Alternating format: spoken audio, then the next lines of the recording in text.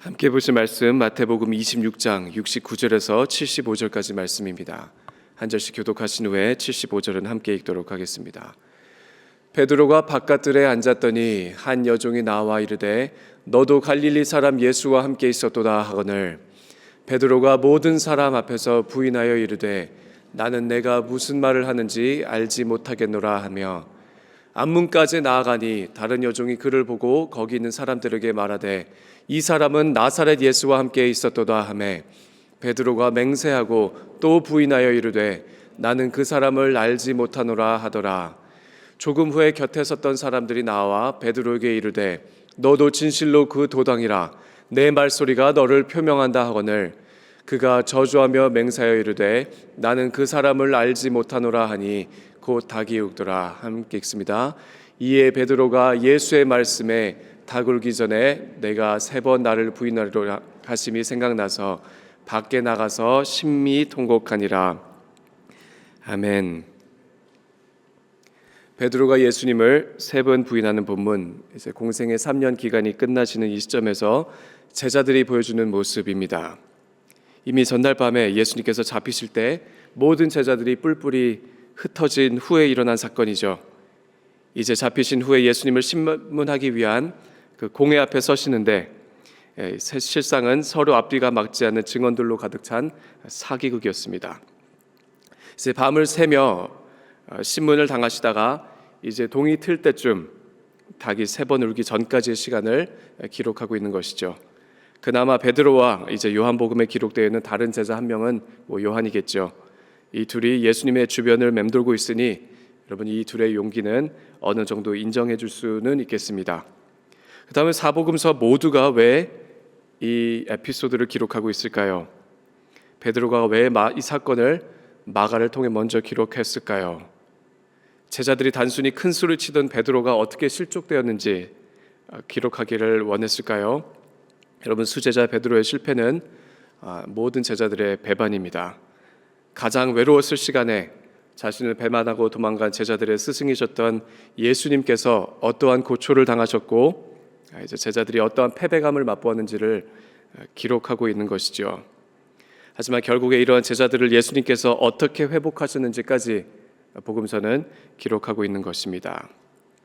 여러분 생명의 삶이 이제 개선된 일정에 따라 이제 저희를 인도해주고 있죠. 결국 이들과 크게 다르지 않은 오늘을 살아가며 고난 주간을 맞이하고 있는 그리스도인의 모든 제자들에게 깊은 묵상을 일으키는 유익한 본문이라는 생각을 합니다. 여러분 정말 악한 마음에서 배신한 사람이 얼마나 많을까요? 물론 이제 태생부터 이제 하나님의 구원의 역사 밖에 태어나서 개인적인 유익을 위해 예수님을 따르다가 결정적인 순간에 돈을 위해 하나님의 아들을 배반하였던 그 가룟 유다, 물론 그에게 어느 정도의 죄책감은 보입니다만은 결코 회개의 길로 돌아서지 않았던 배신과는 달리, 그 유다의 배신과는 달리 이제 인간적인 연약함으로 인해 실족한 그 베드로와 그 제자들을 예수님께서는 끝까지 붙들어 주고 계십니다.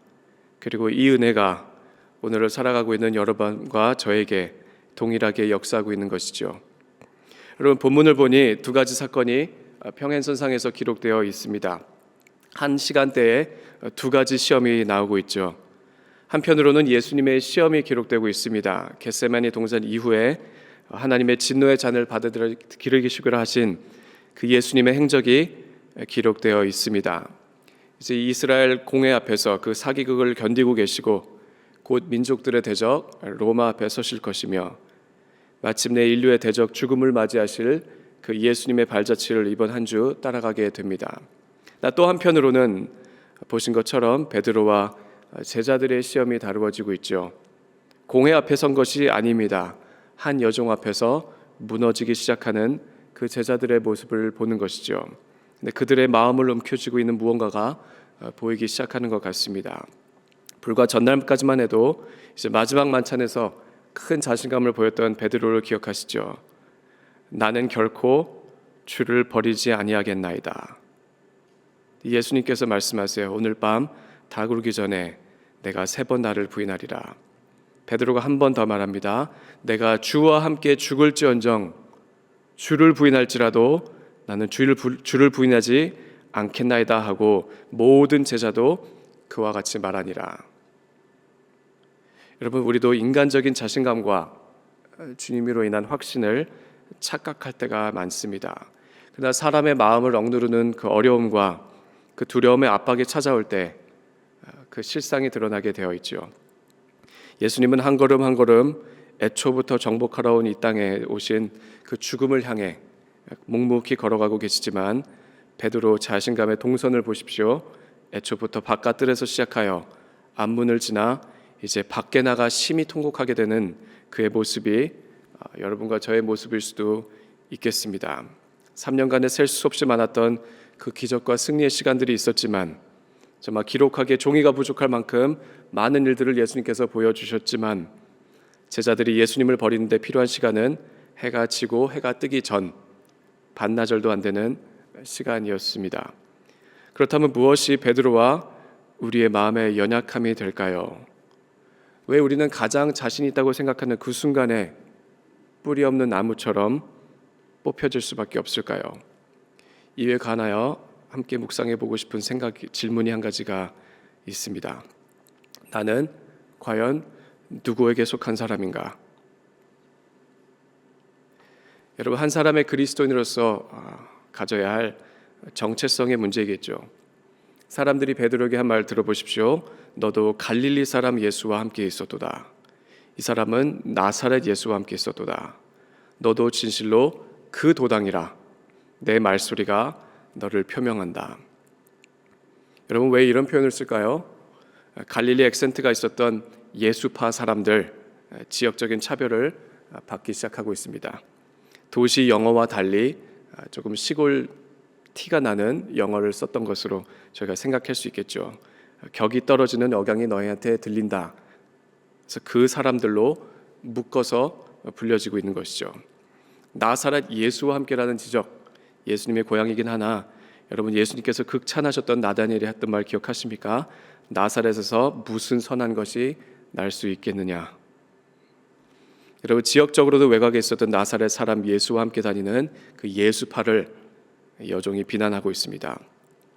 사람의 출신을 따지는 것은 예나 지금이나 비슷한 것 같습니다. 너도 그 진실로 그 도당이라. 너도 그 사람들 중에 한 명이다. 내 말소리가, 내 억양이, 내 액센트가 너를 표명한다. 내 말투와 내 행동을 봐라. 내가 어딜 봐서 예루살렘 사람이냐. 어울리지 않는 곳에 있지 말고 떠나가라.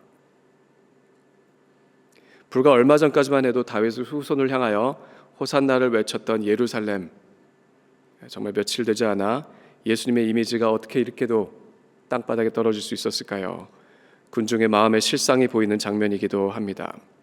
근데 중요한 것은 이제 한때 세상의 중심 가운데 있었다고 생각했으나 예수님의 붙잡히심과 동시에 제자들의 소속감과 정체성이 요동치는 것을 보게 되는 것입니다. 더 이상 대중의 관심이 아니죠. 더 이상 사건의 중심이 아닙니다. 이제는 소수의 일원으로 죄인과 함께 엮이는 자신들이 두려워지기 시작했던 것이죠. 여러분, 요즘 세대를 불문하고 예수를 믿는 사람들이 드는 비만들이 있습니다. 몇 가지만 정리하자면 세대가 젊어질수록 기독교란 세월을 따라가지 못한 유통기한이 파괴된 과학적인 근거와는 상식과는 다른 거리가 먼 뒤떨어진 사람들의 종교가 요즘의 기독교입니다. 연령대가 올라가면 미국은 어떤 특정한 정치적인 색깔을 입고 있는 앞뒤가 맞지 않고 물불 안 가리는 자신들밖에 모르는 편협한 사람들. 한국에도 크게 다른 것 같지는 않습니다. 지나친 정치적인 개입과 견해가 있고 이웃과 사회보다는 자신의 일을 위하여, 자신의 유익을 위하여 살아가는 이기적이고 아나무인인 사람들의 집단. 여러분, 과연 우리는 이러한 세상의 소리와 소문들 가운데 어떠한 모습으로 살아가고 있을까요? 제자들과 같은 때에 묵묵히 당신의 시험을 지나가는 예수님의 모습을 보면서 저는 좀 다른 확신이 들기 시작합니다. 25장 말씀입니다. 대제사장이 이르되 내가 너로 살아계신 하나님께 맹세하노니 내가 하나님의 아들 그리스도인지 우리에게 말하라. 예수께서 이르시되 내가 말하였느니라.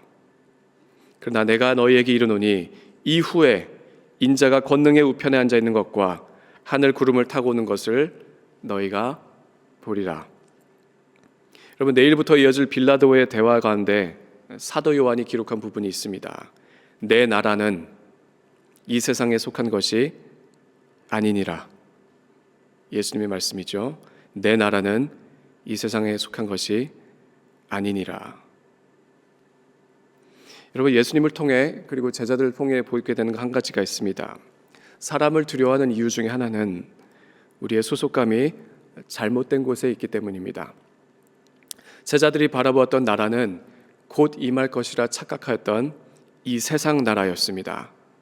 사람들 가운데 속하기를 원하고 이 세상 사람처럼 보이기를 원하며 나의 전부가 곧 없어질 이 세상에 있었던 사람, 그러나 자신들이 생각했던 그 나라가 아니었음을 깨달았을 때 그들은 끝없는 불안감 가운데 도망하였던 것이죠.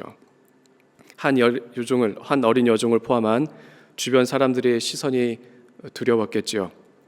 내 권위 위에 있는 대제사장과 공회라는 사람이 만든 종교 또한 두려웠을 것입니다. 그리고 사회 위에 있는 나라들도 어찌할 수 없는 로마는 당연히 말할 것도 없었겠죠. 그리고 마침내 모든 사람이 맞이하게 될 그 죽음 또한 사람은 속수무책인 것을 발견하게 되는 것입니다. 예수님을 보니 참된 그리스도인은 다르다는 것을 보게 됩니다. 사람의 시선도 판단도 조롱과 비난도 종교도 나라도 죽음도 이기신 부활이요 생명이신 그리스도께 속한 사람은 두려워할 대상이 다르다는 것이죠. 그리스도인은 이 땅에서 크고 작은 일에 목숨 거는 사람들이 아닙니다. 없어질 나라들과 사상들 아래 두려워 떨며 그렇게 살아가는 사람이 아니라 영원한 그리스도의 나라를 상속받을 것을 자각하고 사는 바로 그런 사람입니다. 결국 예수 그리스도에게 속한 우리의 정체성의 회복이 저는 절실히 보이기 시작하는 것이죠. 여러분, 교회를 향해 쏟아지는 비난 가운데 살아가는 것 맞겠습니다. 우리는 이 세상 가운데 있으나 이 세상에 속하지 않은 사람들임을 먼저 깨달아야 하겠습니다. 나는 이 땅에 속한 사람이 아닙니다. 이 땅을 위해 내 모든 것을 쏟아붓는 사람 또한 아닙니다. 나는 이 땅에서 나그네와 같이 살아가는 그리스도임을 깨달을 때 우리의 소속감과 소유로부터 자유로울 수 있는 것이죠. 나는 이 세상 나라가 아닌 하나님의 나라에 속한 사람이기 때문입니다.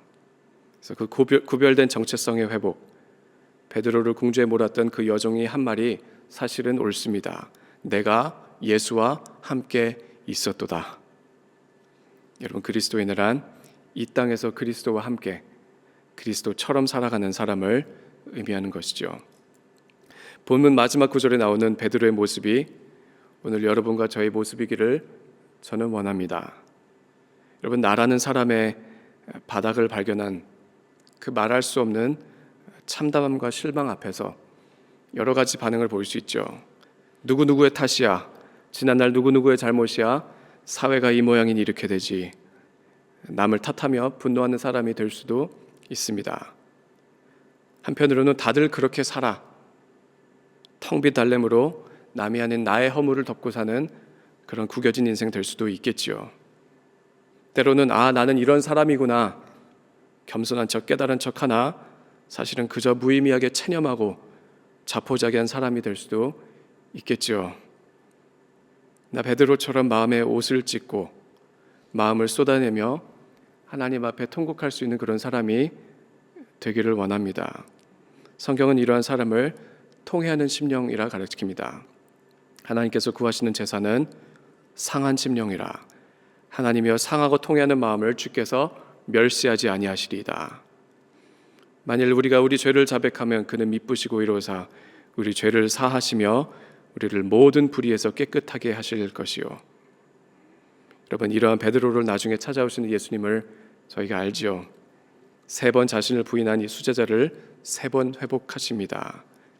이러한 우리를 오늘도 찾아오시는 예수님, 7번뿐 아니라 7번을 70번까지라도 우리를 용서하실 예수님 앞에 그 예수님을 의지하며 그 고난주간 주님 앞에 나아가기를 소원합니다.